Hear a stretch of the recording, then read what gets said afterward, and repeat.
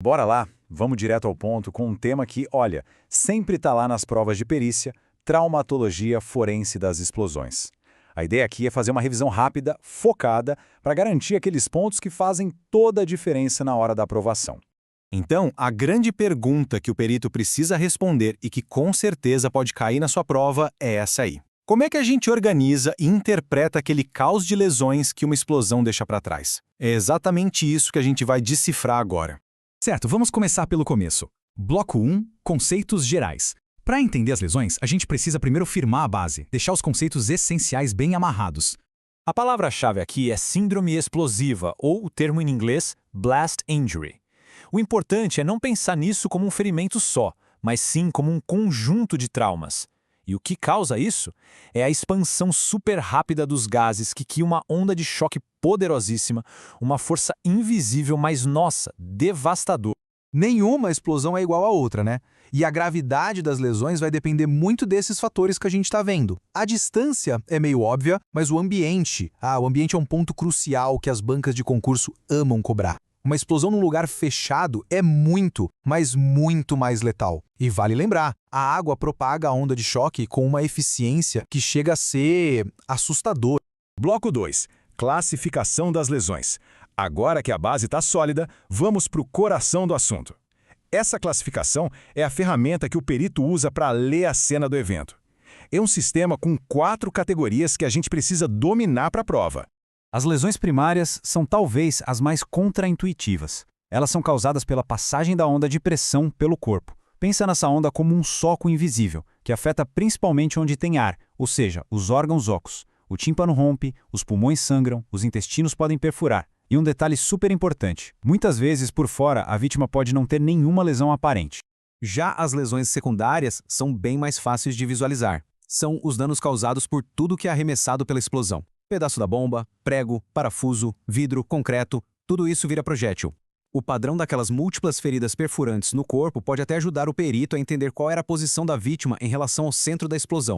Aqui, o próprio corpo da pessoa vira o projétil. A força da explosão, ou que a gente chama de vento da explosão, pode arremessar alguém com muita violência contra uma parede, um carro ou o chão. E o resultado são lesões típicas de trauma fechado de alta energia, fraturas, traumatismos cranianos graves, esmagamento. E, finalmente, as lesões quaternárias. Essa aqui é a categoria que engloba tudo que não se encaixou nas 3 primeiras. São as queimaduras pelo calor, a intoxicação pela fumaça, a asfixia porque o oxigênio do ambiente foi consumido e também as complicações médicas que vêm depois, como a síndrome de esmagamento, que é aquela falência renal aguda por causa da destruição muscular.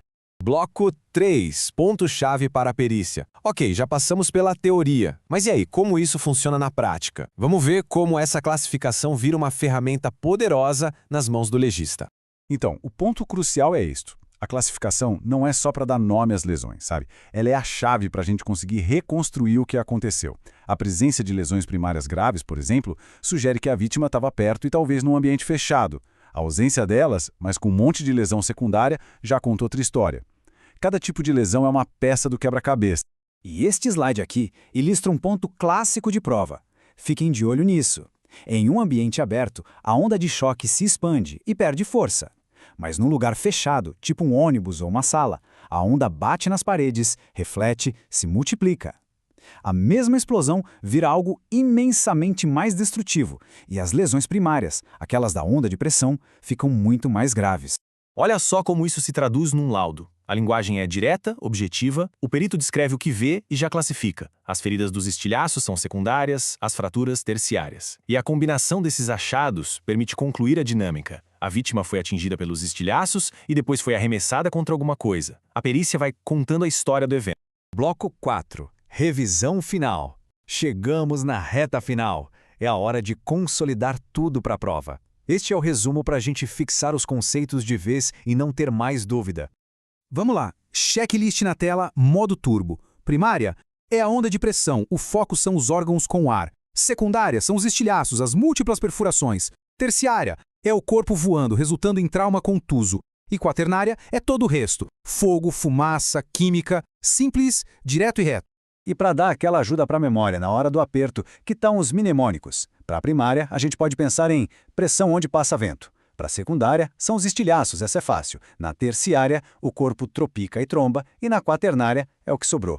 Use o que funcionar melhor. O importante é isso grudar na cabeça. E para a gente fechar, fica essa reflexão. Uma explosão é um evento de destruição, é claro, mas para o médico legista, ela não é o fim da linha. Muito pelo contrário, é o ponto de partida. Cada lesão, cada fragmento é uma pista que, quando a gente analisa do jeito certo, ajuda a trazer respostas e, no fim das contas, justiça. É ali que a investigação começa.